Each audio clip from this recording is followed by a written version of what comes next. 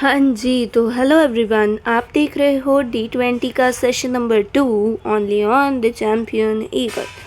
और आज के इस लेक्चर में हम केमिस्ट्री को कंटिन्यू करने वाले हैं, जिसमें हम NCERT रीडिंग करेंगे जितने हमने टॉपिक्स कवर कर लिए हैं, और साथ ही साथ हमारी क्या हो जाएगी, रिवीजन भी हो जाएगी। ठीक है, तो हमने लास्ट 1.1 टॉपिक तक क्या है NCERT रीड कर ली हुई है। अब हम आज 1.2 टॉपिक और 1.3 टॉपिक की NCERT रीडिंग करेंगे। ठीक है, तो सबसे पहला अपना आज का टॉपिक क्या है, एक्सप्रेसिंग कॉन्सेंट्रेशन ऑफ सॉल्यूशंस। ठीक है, यहाँ तक बात हमें क्या हो गई है, क्लियर हो गई है। देखो, composition of a solution can be described by expressing its concentration. ठीक है, the latter can be expressed either qualitatively or quantitatively. ठीक है, ये भी हमने रीड कर लिया था एक पैराग्राफ इसका। तो कॉम्पोजिशन ऑफ सोल्यूशन क्या है कि कॉम्पोजिशन सोल्यूशन में कौन कौन से कंपोनेंट्स प्रेजेंट है, उनकी क्वांटिटीज़ को हम क्या है डिस्क्राइब कर सकते हैं। और कॉन्सेंट्रेशन को आगे हम दो तरीक़ों से डिवाइड कर सकते हैं, या तो क्वालिटेटिवली, क्वालिटी कैसे बात करोगे, या तो कहोगे कि डाइल्यूट है या फिर कहोगे कि कॉन्सेंट्रेटेड है, और या फिर आप क्या कर सकते हो क्वांटिटेटिवली, मतलब आप अमाउंट बताओगे, जैसे हम मास परसेंटेज में बता रहे हैं। ठीक है, सारी जो अब हम कॉन्सेंट्रेशन टर्म्स पढ़ेंगे वो क्या है, क्वांटिटेटिवली डिस्क्राइब करेंगी कॉन्सेंट्रेशन को। और कॉन्सेंट्रेशन को क्वालिटेटिवली अगर आपने डिस्क्राइब करना है तो क्या कहोगे, या तो कहोगे कि कॉन्सेंट्रेटेड है या फिर कहोगे कि डाइल्यूट है।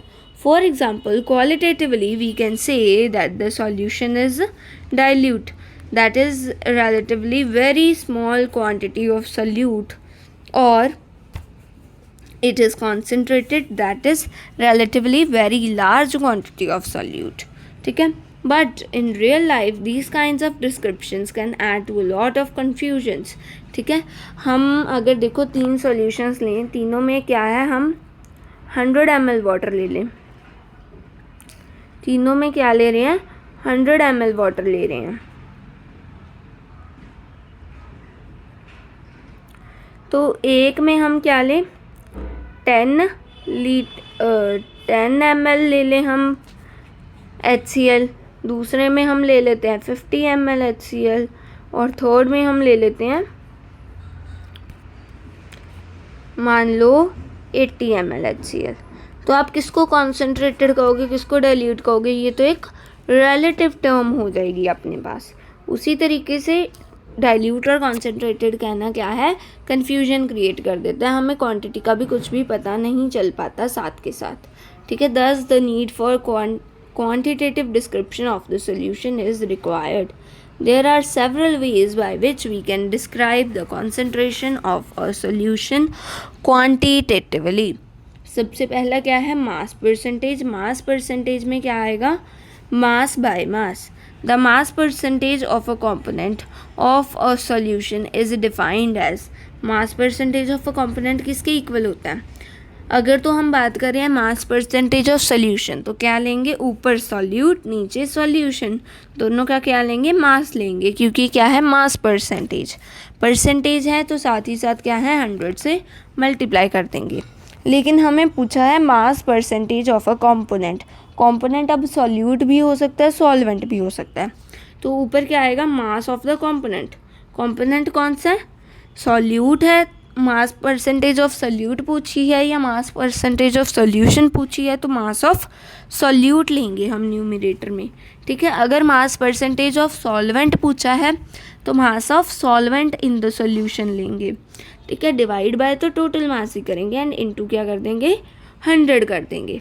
ठीक है, for example, if a solution is described by 10% glucose in water by mass, it means that 10 gram glucose is dissolved in 90 gram of water, resulting in a 100 gram solution.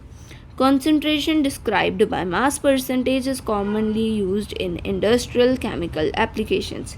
ठीक है, कहाँ पे यूज़ होती है mass percentage, industrial chemical applications में।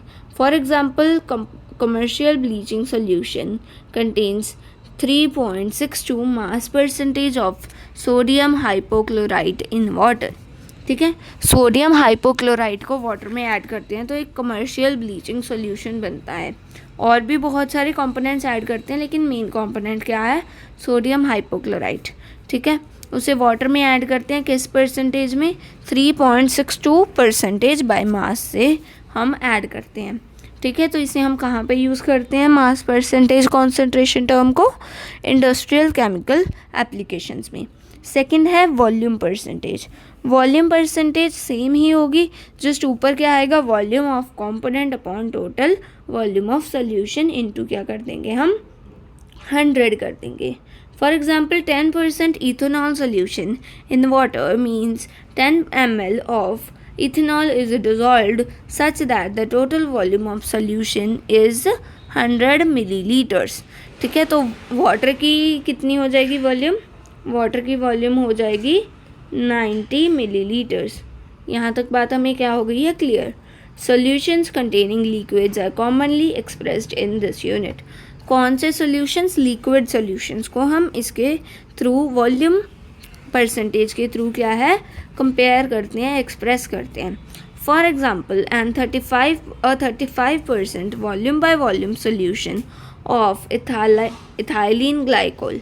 Ethylene glycol क्या है, antifreeze है, जिसे हम कार्स को कूल करने के लिए, इंजन को कूल करने के लिए यूज़ करते हैं, कार की इंजन को कूल करने के लिए। एट दिस कॉन्सेंट्रेशन, कितनी कॉन्सेंट्रेशन, 35% बाय वॉल्यूम से क्या है, एंटीफ्रीज क्या करता है, lowers the freezing point of water to 255.4 kelvin. ठीक है, यहाँ तक बात हमें क्या हो गई है, क्लियर हो गई है। तो हम जब भी क्या करेंगे, इंडस्ट्रियल केमिकल एप्लीकेशंस होंगी, इंडस्ट्रीज़ में केमिकल्स की बात कर रहे हैं, तो क्या आएगी, मास परसेंटेज यूज़ करेंगे। अगर हम लिक्विड सॉल्यूशंस की बात कर रहे हैं तो वॉल्यूम परसेंटेज करेंगे। ठीक है, इसके बाद क्या आ गया, मास बाय वॉल्यूम परसेंटेज। इसमें क्या है, another unit which is commonly used in medicine and pharmacy.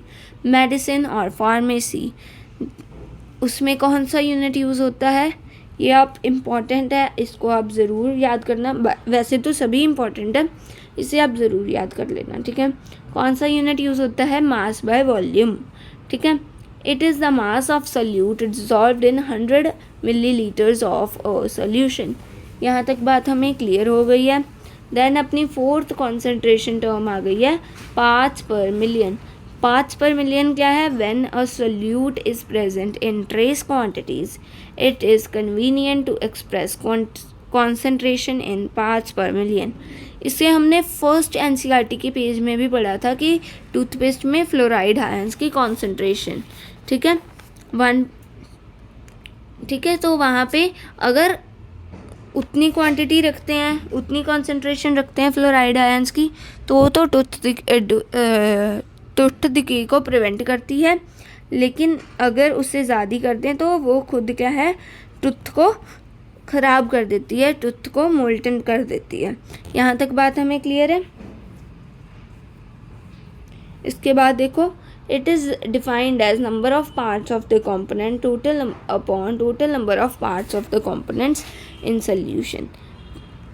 ठीक है, यहाँ इनटू क्या कर देंगे हम, 10⁻⁶ कर देंगे, क्योंकि 1 million is equals to 10⁻⁶. As in the case of percentage, concentration in parts per million can also be expressed as mass to mass, volume to volume, or mass to volume. A liter of sea water weighs 1030, मतलब कि 1030 grams, contains about 6 × 10⁻³ grams of dissolved oxygen. ठीक है, सी water जिसकी क्या है मास 1030 grams, उसमें कितना oxygen dissolve है, 6 × 10⁻³ ग्राम्स ऑक्सीजन डिज़ोल्व है। मतलब बहुत कम कॉन्सेंट्रेशन है ऑक्सीजन की सी वाटर में। Such a small concentration is also expressed as 5.8 gram per 10⁻⁶ grams, मतलब कि 5.8 ppm। अगर आपको कोई कॉन्सेंट्रेशन टर्म पार्ट्स पर मिलियन बता दे, उसका क्या मतलब होगा? जैसे 5.8 ppm की बात कर लो, तो इसका क्या मतलब होगा? अगर मास बाय मास की टर्म्स में बताया है तो 5.8 ग्राम्स ऑफ सॉल्यूट को हम 2 से रिप्रेजेंट कर लेते हैं, इन क्या आएगा 10⁻⁶ ग्राम्स ऑफ सॉल्यूशन आएगा। क्या आएगा? सॉल्यूशन आएगा। अगर वॉल्यूम बाय वॉल्यूम होता तो 5.8 मिलीलीटर्स ले लेते इन किसमें 10⁻⁶ लीटर्स ऑफ सॉल्यूशन में। ठीक है, यहाँ तक बात हमें क्लियर हो गई। आगे देखो, the concentration of pollutants in water और atmosphere is often expressed in terms of क्या है? नैनोग्राम पर ml। ठीक है, और ppm। क्या है? ppm। ये नैनो नहीं है, सॉरी, माइक्रोग्राम पर ml, microgram per millilitre. Microgram per millilitre किसके इक्वल होता है? ppm के। इस चीज़ को भी याद रखना आपने। क्या? 1 microgram per millilitre is equals to 1 ppm। Microgram का क्या मतलब होता है? 1 × 10⁻⁻⁶। ठीक है, तो ये किसके इक्वल होता है? 1 ppm के। यहाँ तक बात हमें क्या हो गई है? क्लियर हो गई है। आगे देखो, मोल फ्रैक्शन आ गई। ठीक है, इसी तरीके से हमने पार्ट्स पर बिलियन भी किया था और पार्ट्स पर ट्रिलियन भी किया था। पार्ट्स पर मिलियन में क्या, बिलियन में क्या था? 10⁻9 से हम मल्टीप्लाई करते थे, और अगर पार्ट्स पर ट्रिलियन की बात करें तो 10⁻12 से मल्टीप्लाई करते थे। और जो थर्ड है मास बाय वॉल्यूम परसेंटेज, उसी को अगर हम उल्टा कर दें तो क्या कहते हैं? Volume by mass percentage. ठीक है, तो ये हमने कुछ एक्स्ट्रा कॉन्सेंट्रेशन टर्म्स भी पढ़ी हैं। अब इम्पॉर्टेंट कॉन्सेंट्रेशन टर्म है फ्रैक्शन टर्म। फ्रैक्शन टर्म में भी हमने सबसे पहले मास फ्रैक्शन और देन वॉल्यूम फ्रैक्शन को भी पढ़ा है। यहाँ पे वो भी हमें नहीं गिवन है, सीधा हमें मोल फ्रैक्शन गिवन है। तो मोल फ्रैक्शन जो होती है उसी तरीके से हम मास फ्रैक्शन करते हैं, लेकिन मोल्स की जगह पे वहाँ पे मास यूज़ करते हैं। ठीक है, commonly used symbol for mole fraction is काई। क्या है? काई। And subscript used on the right hand side of काई denotes the component. It is defined as mole fraction of a component is equals to number of moles of the component divided by total number of moles of all the components. मतलब कि total number of moles of in the solution, मतलब कि total number of moles of solute plus total number of moles of solvent. ठीक है, for example in a binary mixture, if the number of moles of A and B are Na and Nb respectively, the mole fraction of A will be chi A equals to Na divided by Na plus Nb. यहाँ तक बात हमें clear हो गई। अगर किसी solution में दो नहीं है, उससे ज़्यादा कंपोनेंट्स हैं, तो क्या करेंगे? काई इज इक्वल्स टू जो सॉल्यूशन का हमने मोल फ्रैक्शन निकालनी है उसके नंबर ऑफ मोल्स न्यूमरेटर में लिखेंगे, बाकी क्या है सभी कंपोनेंट्स के नंबर ऑफ मोल्स को ऐड कर देंगे। ठीक है, यहाँ तक बात हमें क्लियर हो गई।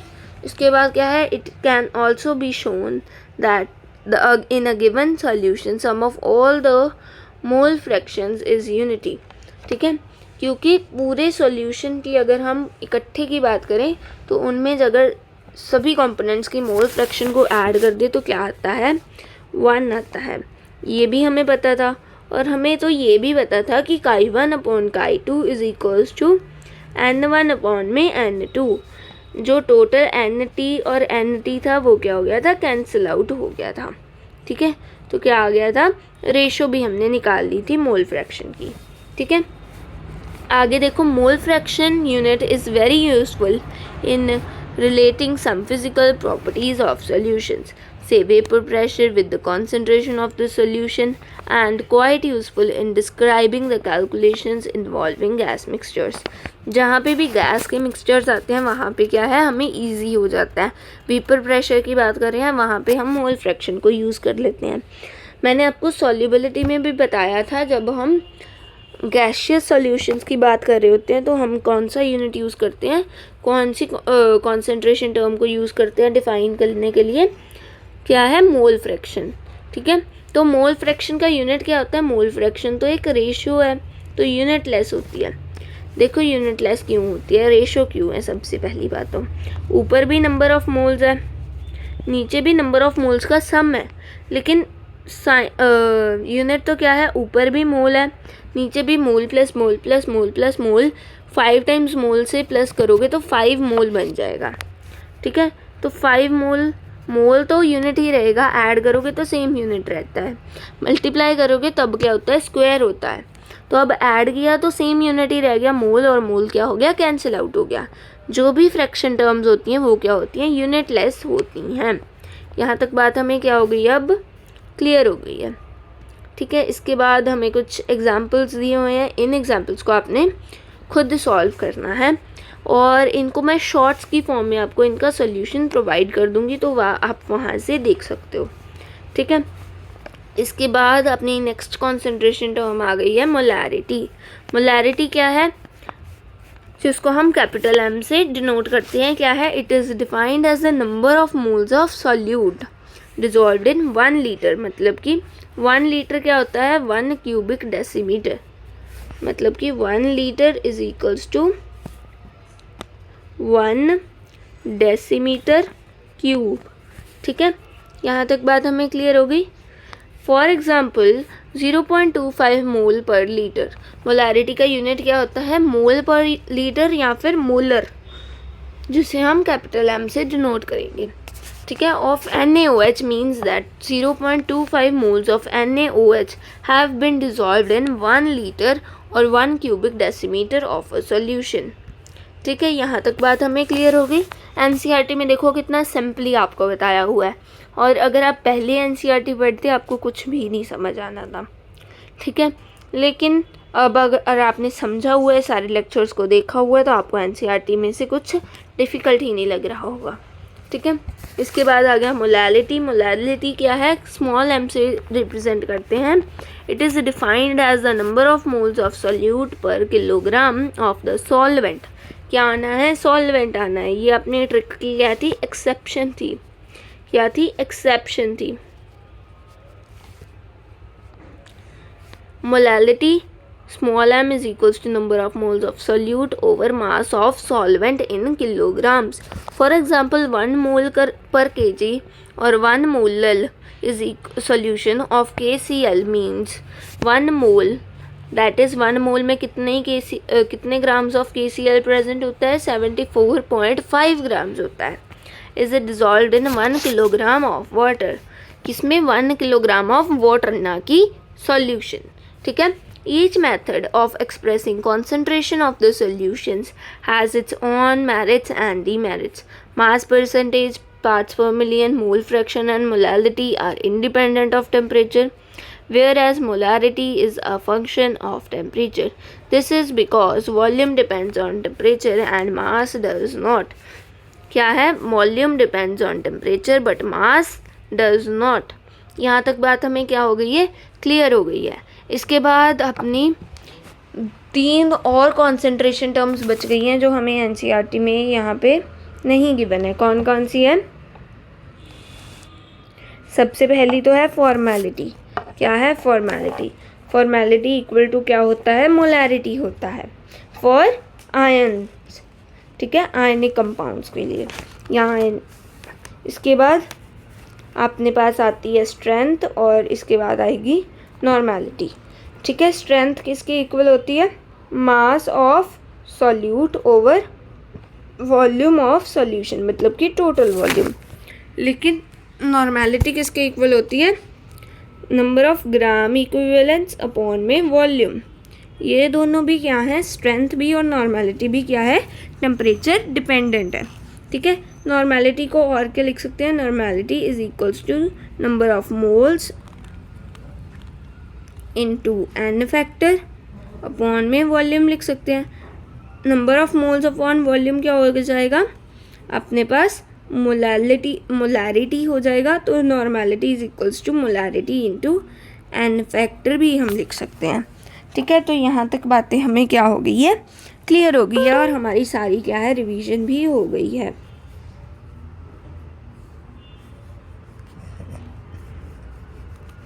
अब हम नेक्स्ट टॉपिक पे चलते हैं, सॉल्युबिलिटी। क्या है अपना topic, solubility. Solubility of a substance is its maximum amount that can be dissolved in a specific amount of solvent at specified temperature। ठीक है, एक स्पेसिफिक टेम्परेचर पे जितना अमाउंट ऑफ सॉल्वेंट हम ऐड कर सकते हैं उसे हम क्या कहते हैं, सॉल्युबिलिटी कहते हैं, मैक्सिमम अमाउंट। ठीक है, it depends upon the nature of solvent, nature of solute as well as temperature and pressure. Let us consider the effect of these factors in solution of a solid or gas in a liquid।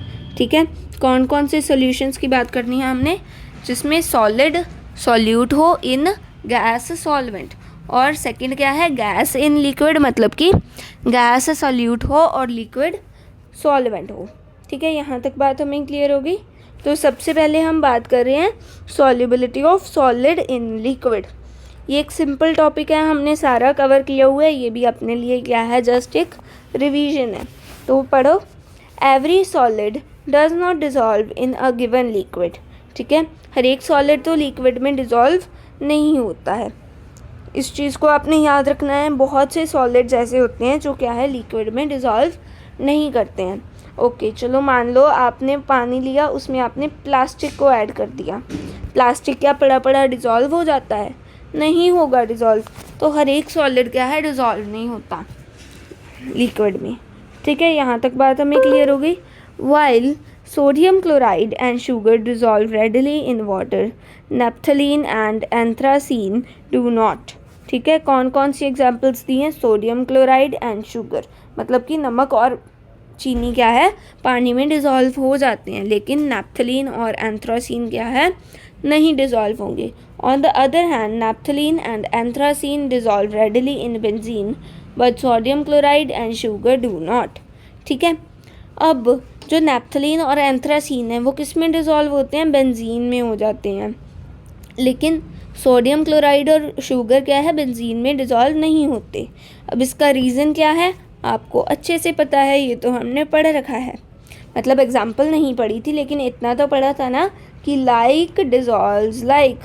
तो water क्या है, एक polar solvent है, क्या है, polar solvent, और साथ ही साथ सोडियम क्लोराइड और शुगर भी क्या है, पोलर हैं, पोलर कंपाउंड्स हैं। तो क्या है, पोलर और पोलर क्या है, डिज़ोल्व हो रहे हैं एक दूसरे के बीच।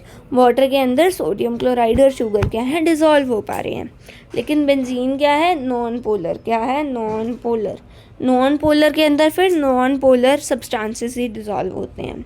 अब नॉन पोलर कौन सा है, नेप्थलीन और एंथ्रासीन। तो बेंजीन के अंदर नेप्थलीन और एंथ्रासीन क्या है, डिज़ोल्व हो जाते हैं। यहाँ तक बात हमें क्लियर हो गई।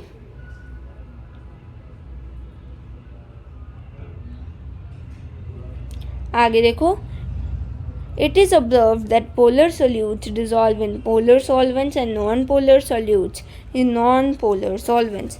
In general, a solute dissolves in a solvent if the intermolecular interactions are similar in the two, and we may say like dissolves like। ठीक है, इस चीज़ को भी आपने याद रखना है। A solute dissolves in a solution if the intermolecular interactions are similar। दोनों में क्या है, इंटरमॉलिक्यूलर इंटरेक्शन सिमिलर होनी चाहिए, मतलब इंटरमॉलिक्यूलरली दोनों ही क्या है, या तो पोलर होने चाहिए या दोनों ही नॉन पोलर होने चाहिए। यहाँ तक बात हमें क्लियर हो गई। When a solid solute is added to the solvent, some solute dissolves and its concentration increases in the solution। अगर किसी सॉलिड सोल्यूट को सॉल्वेंट में ऐड करते हैं तो वो क्या हो जाता है, अगर तो सेम नेचर के होंगे तो क्या हो जाएगा, डिज़ोल्व हो जाएगा और उसकी कॉन्सेंट्रेशन क्या है, इंक्रीज हो जाएगी। This process is known as dissolution. इसे क्या कहते हैं, डिसोल्यूशन। जब किसी को हम लिक्विड में ऐड कर रहे हैं सॉलिड को और वो डिज़ोल्व हो रहा है, उसे हम क्या कहते हैं, डिसोल्यूशन कहते हैं। और जब भी डिसोल्यूशन होती है तो कॉन्सेंट्रेशन क्या होती है, इंक्रीज हो जाती है। some solute particles in solution collide with the solid solute particles and get separated out of the solution. This process is known as crystallization. Crystallization क्या है? जो सॉल्यूशन के अंदर सॉलिड के पार्टिकल्स, सॉलिड सोल्यूट के पार्टिकल्स डिज़ोल्व हुए थे, वो क्या है, दोबारा से अपनी फिजिकल स्टेट में, मतलब कि सॉलिड फॉर्म में वापस आना स्टार्ट कर देते हैं. उसे हम क्या कहते हैं? क्रिस्टलाइजेशन कहते हैं. देखो, जब आपने वाटर लिया, इसमें आपने क्या ऐड कर दिए? कोई सोल्यूट ऐड कर दिया, मान लो शुगर ऐड कर दी, तो क्या है, वो डिज़ोल्व हो जाएगी, तो हमें पता ही नहीं चलेगा यहाँ पे. लेकिन अगर और डिज़ोल्व करते जाओगे, एट दी एंड क्या है, हमें पार्टिकल्स कुछ नीचे बैठने लग जाएंगे. जब वो बैठेंगे तो क्या होगा, यहाँ पे सारे सेटल डाउन हो जाएंगे. तो क्या है, जो डिज़ोल्व नहीं हुए हैं वो क्या है, इससे इंटरेक्ट करेंगे. किससे? ये ब्लू वाले से. जो डिज़ोल्व हो गया है, जो मैं लाइंस में बना रही हूँ ना ब्लू, वो क्या है, डिज़ोल्व हो गया है. और जो डॉट्स हैं वो क्या है, डिज़ोल्व नहीं हुई हैं. दोनों ही क्या हैं, ब्लू कलर के सॉल्यूट हैं, सेम सॉल्यूट है. तो क्या है, दोनों एक दूसरे के साथ कोलाइड करते हैं. कोलाइड करने के बाद क्या है, जो डिज़ोल्व हो गया था वो आगे क्या है, फिर से पार्टिकल्स बना लेता है, अपनी पुरानी स्टेट में वापस जाने लग जाता है. और इधर वाला क्या है करता है, वो लिक्विड में कन्वर्ट होना स्टार्ट हो जाता है, मतलब कि डिज़ोल्व होना स्टार्ट हो जाता है. तो इसे हम क्या कहते हैं, एक इक्विलिब्रियम पोजीशन कहते हैं. इसीलिए तो हम कहते हैं इक्विलिब्रियम क्या है, डायनामिक है. इक्विलिब्रियम ये नहीं है कि अगर इक्विलिब्रियम आ गया तो स्टेट्स चेंज नहीं होंगी. स्टेट्स चेंज होंगी लेकिन इक्वल रेट पे चेंज होंगी. आप रेट का मतलब केमिकल काइनेटिक्स चैप्टर में समझोगे, लेकिन कहने का मतलब है कि इक्वल रेट से चेंज होंगे. जो लिक्विड डिज़ोल्व हुए हैं सॉल्यूट के पार्टिकल्स, वो अनडिज़ोल्व्ड में कन्वर्ट होने स्टार्ट हो जाएंगे. जब क्या है, अनडिज़ोल्व्ड वाले सॉल्यूट के पार्टिकल्स उसके डिज़ोल्व्ड सॉल्यूट के पार्टिकल्स के साथ कोलाइड करेंगे. ठीक है, मतलब कि सॉलिड सॉल्यूट के पार्टिकल्स जब सॉल्यूशन के सॉल्यूट के पार्टिकल्स के साथ क्या है, कोलाइड करेंगे, तो वो क्या है, अपनी फिजिकल स्टेट में वापस आएंगे और दूसरे वाले क्या है, डिज़ोल्व होते जाएंगे. तो ये क्या हो जाता है, इक्विलिब्रियम हो जाता है. हमें पता नहीं चलता इस चीज़ का, लेकिन यही चीज़ हो रही होती है एक्चुअल में. ठीक है, अगर आपने नहीं पढ़ा इक्विलिब्रियम चैप्टर, शायद आपको कुछ अलग लग रहा हो, लेकिन ये सिंपल बात है. ठीक है, अ stage is reached when the two processes occur at the same rate. ठीक है, हर टाइम पे यही चीज़ हो रही है, लेकिन एक टाइम पे क्या होता है, ये सेम रेट पे होने लग जाते हैं. जब सेम रेट पे फॉरवर्ड और बैकवर्ड रिएक्शन होगा. देखो, फॉरवर्ड रिएक्शन क्या है कि पार्टिकल्स को डिज़ोल्व्ड फॉर्म में कन्वर्ट करना, और बैकवर्ड रिएक्शन क्या है, डिज़ोल्व्ड फॉर्म से पार्टिकल्स में कन्वर्ट करना. तो ये दोनों फुल टाइम हो रहे होंगे जब भी आप डिज़ोल्व कर रहे हो. ठीक है, लेकिन एक टाइम ऐसा आ जाएगा जब क्या है, सेम रेट से, मतलब अगर एक सेकंड में एक पार्टिकल सॉल्यूट का जो अनडिज़ोल्व्ड है, डिज़ोल्व नहीं हुआ, वो क्या है, डिज़ोल्व हो रहा है, तो बैकवर्ड रिएक्शन भी क्या होगा, एक सेकंड में एक पार्टिकल ही वापस अपनी सॉलिड स्टेट में आ जाएगा. इसे हम क्या कहते हैं, क्रिस्टलाइजेशन कहते हैं, जब सॉलिड स्टेट में आता है. और जब फॉरवर्ड रिएक्शन हो रहा है तो उसे हम क्या कहते हैं, डिसोल्यूशन. बैकवर्ड रिएक्शन मतलब कि क्रिस्टलाइजेशन. ये बात हमें क्लियर हुई. ठीक है, अब देखो, यहाँ तक तो हमें क्लियर हो गया, लेकिन ये हर वक्त हो रहा होगा जब भी आप डिज़ोल्व कर रहे हो. लेकिन एक टाइम ऐसा आएगा जब इक्वली हो रहा होगा, एक सेकंड में एक पार्टिकल डिज़ोल्व हुआ, एक पार्टिकल ही क्रिस्टलाइज हुआ. तो क्या होगा, इसे हम डायनामिक इक्विलिब्रियम की स्टेट कहते हैं. आगे भी जा रहा है रिएक्शन, पीछे भी आ रहा है, लेकिन at the and same rate से हो रहा है, तो कुछ भी फ़र्क नहीं पड़ रहा हमें. तो उसे हम क्या कहते हैं, state of dynamic equilibrium. Under such conditions number of solute particles going into the solution will be equal to the solute particles separating out and a state of dynamic equilibrium is reached.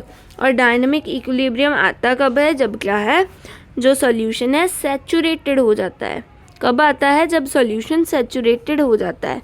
अगर solution unsaturated है तो equilibrium नहीं आएगा। उस time पे क्या होगा? अगर सॉल्यूशन अनसैचुरेटेड है तो क्या होगा? फॉरवर्ड रिएक्शन विल बी, उसका फॉरवर्ड रिएक्शन का रेट क्या है? ज़्यादा होगा, और बैकवर्ड रिएक्शन का रेट क्या है? कम होगा, जब क्या है? अनसैचुरेटेड सॉल्यूशन है। और अगर क्या है? सैचुरेट हो गया है सॉल्यूशन, तो क्या है? जितने पार्टिकल्स फॉरवर्ड रिएक्शन से क्या है? डिसोल्यूट हो रहे हैं, सॉल्यूशन में डिज़ोल्व हो रहे हैं, उतने ही रेट से बैकवर्ड रिएक्शन पॉसिबल होता है। कब? जब सॉल्यूशन क्या है? सैचुरेटेड होता है। ये बात भी आई होप अब आपको क्या है? क्लियर हो गई है। At this stage, the concentration of solute in solution will remain constant under the given conditions of temperature and pressure. ठीक है, तो क्या है? जितना सोल्यूट डिसोल्यूट हो जितना सोल्यूट क्या है? डिज़ोल्व हो रहा है, उतना ही क्या है? क्रिस्टलाइज हो रहा है। तो क्या है? एट दी एंड तो कॉन्सेंट्रेशन क्या रहेगी? सेम रहेगी। अगर मान लो 5 कॉन्सेंट्रेशन थी मेरे पास, उसमें से 2 क्या बन गए? वापस क्रिस्टलाइज हो गए, लेकिन बाद साथ ही साथ उसी टाइम पे 2 पार्टिकल्स क्या हैं? वापस से डिसोल्यूट हो गए, तो 2 और 2 क्या कैंसिल आउट हो जाएगा, तो बच के जाएगा 5 ही बच जाएगा। कॉन्सेंट्रेशन क्या है? कांस्टेंट हो जाएगी। लेकिन यहाँ पे क्या है? रेट ऑफ फॉरवर्ड और रेट ऑफ बैकवर्ड क्या है? डिफरेंट है। तो यहाँ पे क्या है? ज़्यादा डिसोल्यूशन हो रही होगी, डिसोल्यूशन विल बी मोर और क्रिस्टलाइजेशन विल बी लेस। ठीक है, यहाँ तक बात हमें क्लियर हुई। अब देखो, dissolve in liquid solution. Similar process is followed when gases are dissolved in liquid solution. जब गैस को भी डिसॉल्व करेंगे तो यही सारी बातें होंगी। डायनेमिक इक्विलिब्रियम को जब हम रीच कर लेंगे सैचुरेटेड सॉल्यूशन वाले स्टेज पे, such a solution in which no more solute can be dissolved at the same temperature and pressure is called saturated solution. An unsaturated solution is one in which more solute can be dissolved at the same temperature and pressure. ठीक है, उसमें जब unsaturated solution है तो क्या होगा? Rate of forward will be greater than the rate of backward reaction. ठीक है, the solution which is in dynamic equilibrium with the undissolved solute in the saturated solution and contains the maximum amount of solute dissolved in which the given amount of solvent solvent saturated solution होता क्या है? जिसमें maximum amount of solute क्या है? Solvent में हमने dissolve कर लिया है, और उसी स्टेज पे जब सॉल्यूशन क्या है? सैचुरेटेड है, तब क्या आती है? स्टेट ऑफ डायनेमिक इक्विलिब्रियम आती है। यहाँ तक बात हमें क्लियर हो गई। Thus the concentration of solute in which the solution is its solubility. In such a solution is its solubility. जब सैचुरेट हो जाता है सॉल्यूशन, उस टाइम पे जो कॉन्सेंट्रेशन सोल्यूट की होती है सॉल्यूशन सॉल्वेंट में, उसे हम क्या कहते हैं? सॉल्युबिलिटी कहते हैं। किस टाइम पे कहते हैं? जब सॉल्यूशन क्या है? सैचुरेटेड है और स्टेट ऑफ डायनेमिक इक्विलिब्रियम को हमने रीच कर लिया है। ठीक है, earlier we have observed that the solubility of one substance into another depends on the nature of substances. In addition to these variables, the 2 other parameters, temperature and pressure, also control this phenomena. ठीक है, तो effect of temperature हमने किसके through किया था? लीच-एटलियर्स principal के through. किसके through किया था? लीच-एटलियर्स प्रिंसिपल के through. In the solubility of a solid in a liquid is significantly affected by temperature changes. Consider the equilibrium represented in equation 1.10. यहाँ पे क्या है? इक्विलिब्रियम की स्टेट आ गई है अपने पास। सॉलिड प्लस सॉल्वेंट, फॉरवर्ड भी हो रहा है रिएक्शन और बैकवर्ड भी हो रहा है, सॉल्यूशन फॉर्म हुआ। ठीक है, तो ये क्या है? अगर तो प्रोसेस एंडोथर्मिक है तो क्या होगा? सॉल्युबिलिटी कब इंक्रीज होगी? जब टेम्परेचर को इंक्रीज करेंगे। ठीक है, मतलब कि temperature solubility is directly proportional to temperature if the process is endothermic. और अगर सॉल्यूशन का फॉर्म होने का प्रोसेस एक्सोथर्मिक है तो क्या होगा? Solubility will be inversely proportional to temperature. ठीक है।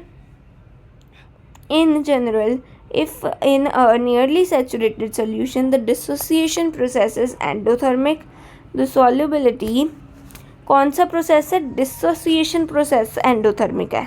और अगर आपको कंफ्यूज करने के लिए बहुत कुछ किया जा सकता है। अब अगर आपको दे दें कि क्रिस्टलाइजेशन का प्रोसेस क्या है, अगर आपको गिवन क्या हो कि क्रिस्टलाइजेशन का प्रोसेस क्या है? एंडोथर्मिक है, तो क्या होगा? डिसोल्यूशन जो क्या है? बैकवर्ड है। बैकवर्ड आएंगे तो क्या हो जाएगा? डिसोल्यूशन एक्सोथर्मिक हो जाएगा। आपने इस चीज़ का भी ध्यान देना है। क्या ध्यान देना है कि फॉरवर्ड प्रोसेस अगर एंडोथर्मिक है तो बैकवर्ड प्रोसेस क्या होगा? एक्सोथर्मिक होगा। मतलब कि डिसोल्यूशन एंडोथर्मिक और क्रिस्टलाइजेशन एक्सोथर्मिक। और अगर आपको गिवन है क्रिस्टलाइजेशन एंडोथर्मिक है तो डिसोल्यूशन क्या होगा? एक्सोथर्मिक।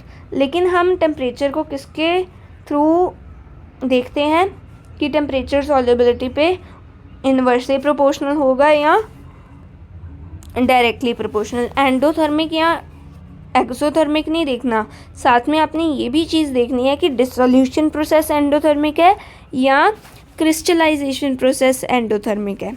ठीक है। अगर तो डिसोल्यूशन प्रोसेस एंडोथर्मिक है तो क्या होगा? डेल्टा एच सॉल्यूशन, मतलब कि एंथैल्पी क्या होगी? ग्रेटर देन 0 होगी। और सॉल्युबिलिटी क्या है? टेम्परेचर पे डायरेक्टली प्रोपोर्शनल होगी। अगर टेम्परेचर इंक्रीज तो सॉल्युबिलिटी भी क्या होगा? इंक्रीज होगी। और अगर डिसोल्यूशन का प्रोसेस एक्सोथर्मिक है तो क्या होगा? सॉल्युबिलिटी टेम्परेचर के इन्वर्सली प्रोपोर्शनल होगी। और अगर आपको बता दें क्रिस्टलाइजेशन का प्रोसेस एक्सोथर्मिक है तो डिसोल्यूशन क्या होगा? एंडोथर्मिक होगा। तो आपने क्रिस्टलाइजेशन को पहले डिसोल्यूशन में कन्वर्ट करना है और आपने देखना है कि प्रोसेस डिसोल्यूशन का एंडोथर्मिक है या एक्सोथर्मिक। उसके हिसाब से आपने टेम्परेचर पे डिपेंडेंसी बतानी है। सीधा एंडोथर्मिक या एक्सोथर्मिक वर्ड देख के मत बता देना। ठीक है। इसके बाद अपने पास लास्ट है आज का इफ़ेक्ट ऑफ प्रेशर। क्या है effect of pressure? Pressure does not have any significant effect on the solubility of solids in liquids. It is so because solids and liquids are highly incompressible and practically remain unaffected by changes in pressure. ठीक है। मतलब कि हमने इसकी बात की भी हुई है कि सॉलिड और लिक्विड दोनों ही क्या है? इनकम्प्रेसिबल है। सिर्फ गैसेस ही कंप्रेसिबल होती हैं। तो प्रेशर का कोई इफ़ेक्ट नहीं पड़ेगा इस सॉल्यूशन पे जिसमें सॉलिड सॉल्वेंट है और लिक्विड सॉलिड सोल्यूट है और लिक्विड सॉल्वेंट है। ठीक है। तो यही आज का अपना टॉपिक था। हमने सारी एनसीईआरटी रीड की है ना। हमारे बहुत से पॉइंट्स ऐसे होते हैं जो एनसीईआरटी में से अच्छे से समझ आते हैं, हमें बताए होते हैं उन चीज़ों को। हमने ये तो पढ़ लिया था कि टेम्परेचर पे डायरेक्टली प्रोपोर्शनल है अगर एंडोथर्मिक रिएक्शन है ना। साथ ही साथ हमने ये भी चीज़ें देखनी थी, इक्विलिब्रियम आ रहा है ना, सैचुरेटेड सॉल्यूशन है। और क्या देखा कि डिसोल्यूशन प्रोसेस अगर एंडोथर्मिक है तो क्या होगा? सॉल्युबिलिटी और टेम्परेचर में रिलेशन। अगर क्रिस्टलाइजेशन का प्रोसेस एंडोथर्मिक है तो क्या होगा? Solubility will be inversely proportional to temperature. ठीक है। ये सारी बातें हमने की। थोड़ा सा हमारा इक्विलिब्रियम चैप्टर को हमने पढ़ा, समझा। ठीक है। तो आई होप आपको कुछ डिफ़िकल्ट नहीं लगा होगा, सारा कुछ आपको क्लियर हुआ होगा। So thank you for watching the video. Don't forget to like, share and subscribe. और शॉर्ट्स में आप जो एग्जांपल्स आपको दिए हुए हैं ना एनसीईआरटी में, उनके आप सॉल्यूशंस देख सकते हो। अलग अलग क्वेश्चन का अलग अलग सॉल्यूशन मैं पुट करती रहूँगी। So thank you for watching the video. Don't forget to like, share and subscribe. Bye and thank you.